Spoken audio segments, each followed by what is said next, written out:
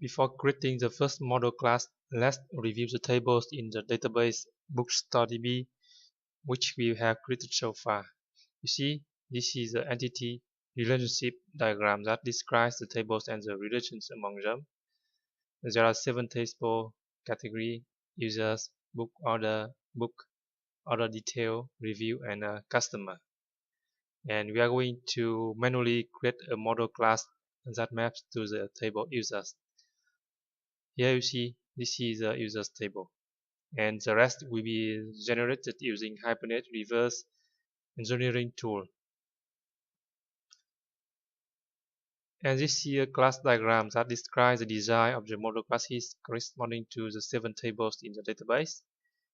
You see the classes are users, book, category, review, book order, order detail, and customer.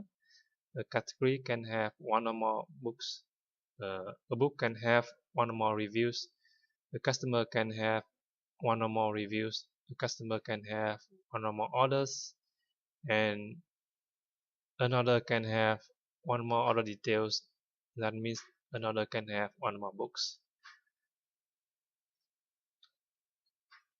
And now we are going to create the first model class that maps to the table user in the database. Here are the steps.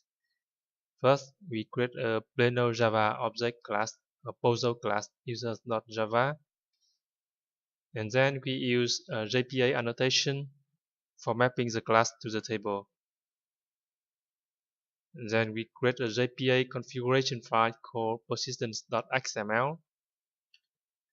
And to verify the model class, we create a simple test program that persists a user's object to the database, so that